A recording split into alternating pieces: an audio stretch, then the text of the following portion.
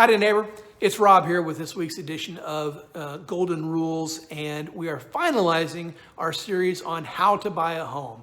Now, hopefully this has been helpful for you if you're a first-time home buyer. Hopefully it's helped demystify the process. Or if you are a home buyer that hasn't bought a home in 30, 40, 50 years, maybe the process has changed since you bought the home. And hopefully this has helped shake a few things loose, maybe illuminated a few concepts for you, and hopefully that's been helpful. If it has, guys, send me a little note down below. Let me know how helpful it's been. I love to try to help make a difference in the lives of other people, and that would just make me feel good if it's helpful for you. Or if your process is different, I'd love to hear about it as well. Now, if this is the first time you've seen one of these videos, go back. I've got 6 other videos detailing the process from soup to nuts, and now we're on closing day. We're on the very last day of the deal, and congratulations. It's an exciting day, I'm sure. So let's talk about closing and funding. Very important concept. Closing is the act of going into the title company or the attorney and actually signing all the papers. That is closing.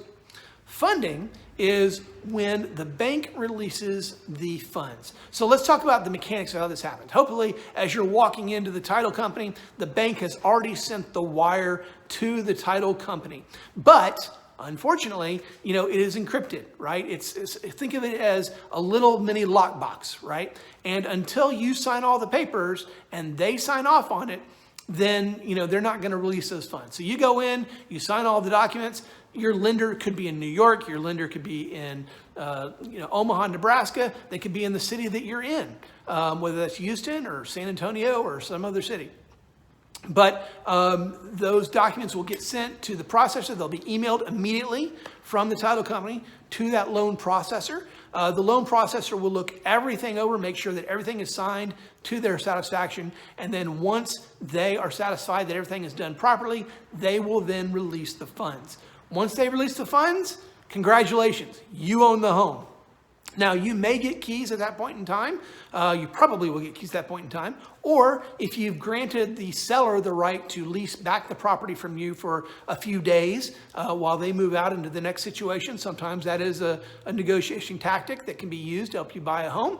Well, then you'll still get keys at closing, and you still have ownership, but maybe they'll be tenants of yours for a short period of time.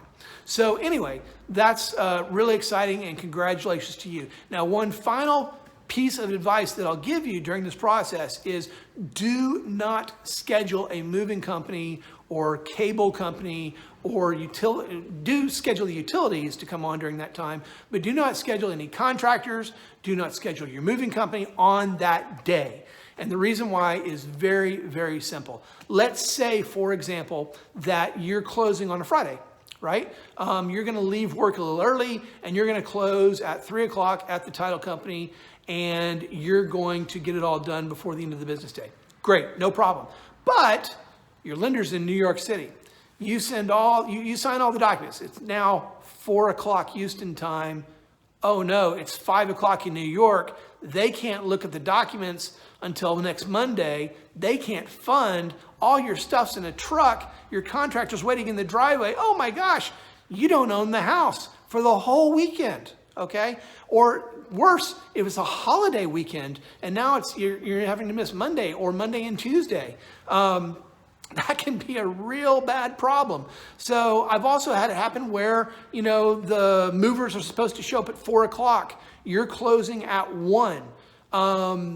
All of a sudden the movers are early. They show up at noon. Everybody's standing around and it's chaos. Buyers trying to get in. Seller's like, no, you can't come into the house. You don't own it yet.